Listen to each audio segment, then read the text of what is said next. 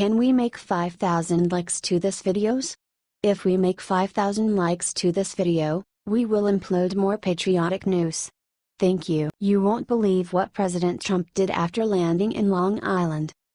This Friday, President Donald Trump went to Long Island to influence Congress to create more funding to the breaking of illegal immigration in the United States. Daily Mail reported that, departed from Washington, D.C. early in the afternoon, and once he landed, the president spoke at Suffolk County Community College in Brentwood, New York. This is close to where the ultra-violent street gang MS-13 has committed a string of gruesome murders, including the massacre of 4 young men in April in a Century Islip Park. During his speech, Trump continued his tough talk on immigration and called on Congress to dedicate more funding to border enforcement and faster deportations in a speech in front of law enforcement officers and the family members of crime victims. "These are animals," Trump said of MS-13, a violent gang full of illegal immigrants. "When you see these thugs being thrown into the back of the paddy wagon, you just see them thrown in, rough." "I said, please don't be too nice," Trump recounted to laughter. "Like when you guys put somebody in the car, and you're protecting their head, you know the way you put their hand over? Like don't hit their head, and they just killed somebody? Don't hit their head?" On Friday, Attorney General Jeff Sessions was in El Salvador giving an address at an International Law Enforcement Academy graduation near the MS-13 headquarters. MS-13 is based here in El Salvador, but its tentacles reach across Central America, Europe, and through 40 U.S. states, and to within yards of the U.S. Capitol, Sessions said. With more than 40,000 members worldwide, including 10,000 in the United States, MS-13 threatens the lives and well-being of each and every family anywhere they exist and everywhere they infest. What do you think of this? Share your opinion.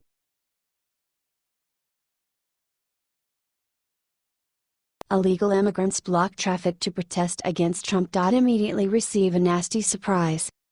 Around 15 liberals who support immigration were arrested when they blocked traffic while protesting outside the Texas Capitol. "I'm doing this for my family and sisters who are undocumented and my 6-month-old son so he can live in a world where human dignity is respected," shouted Manuel Ramirez as he was arrested, according to the Texas Observer. Ramirez explained that he has been undocumented for 20 years but recently got permanent legal status, which was why he said he could put his life on the line.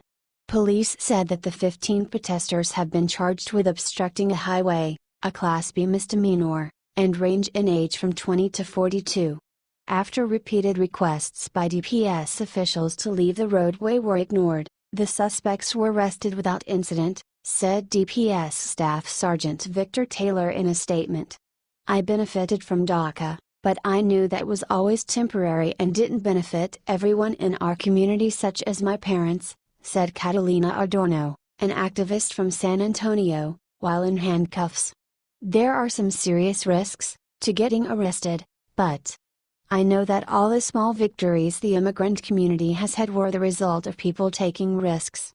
This comes as President Trump continues to crack down on illegal immigration as a top priority of his presidency. He traveled to Long Island on Friday to call for the violent MS-13 gang, which is full of illegal immigrants, to be destroyed. Trump said that MS-13 gang members have transformed peaceful parks and beautiful neighborhoods into blood-stained killing fields. "They're animals." He pledged that his administration would dismantle, decimate and eradicate MS-13. "We're getting them out," Trump said. "They're going to jails and then they're going back to their country, or they're going back to their country, period." What do you think of this? Share your opinion.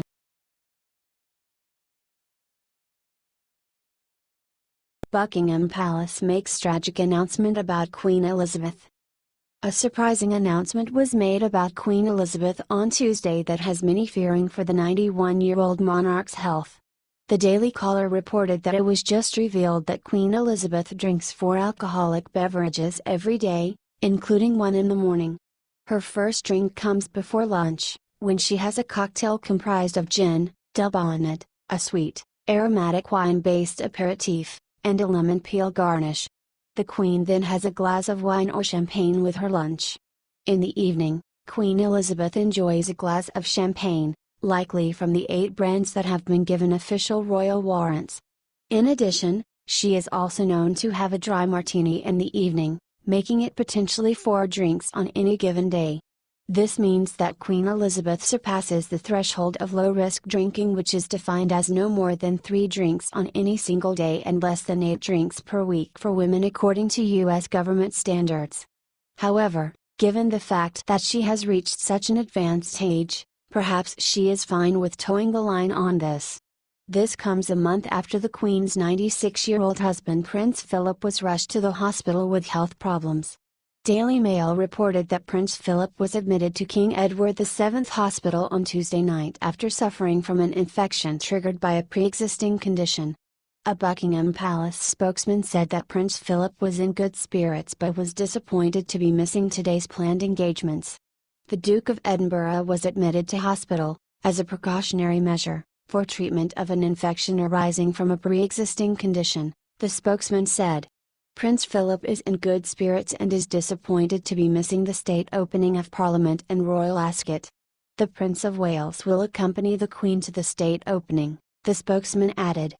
Her Majesty is being kept informed and will attend Royal Ascot as planned this afternoon. Please keep the Queen and her husband in your thoughts and prayers.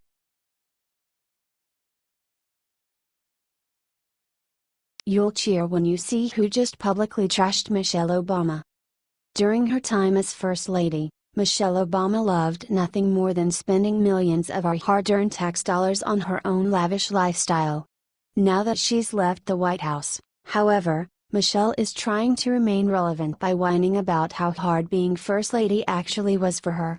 Hollywood actor James Woods immediately called out Michelle for her shameless woe-is-me sob story.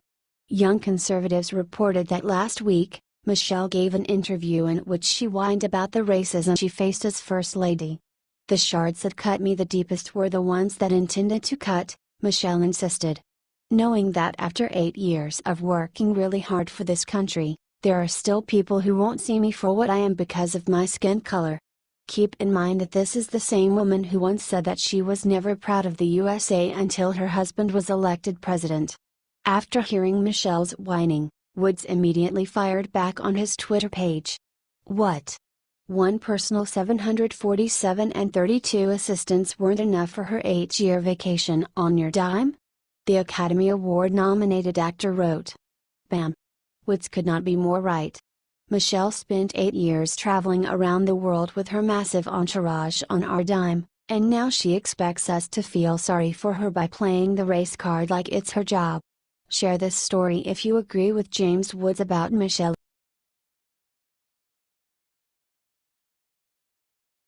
Congress just gave Jeff Sessions a massive ultimatum for the next 2 months.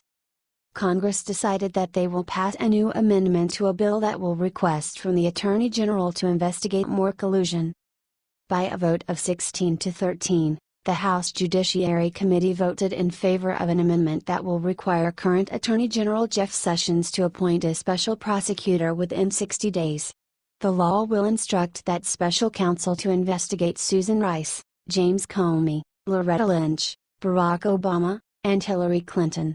The scope of the investigation is not limited to the 2016 election. It also includes the sale of uranium to Russia and the Clinton Foundation, Tarmac-gate and other things as well. This process will likely take a few more days, but at the moment it looks like there will be a second special counsel to investigate. This was the thing that the supporters of President Trump wanted to hear. What do you think of this? Share your opinion.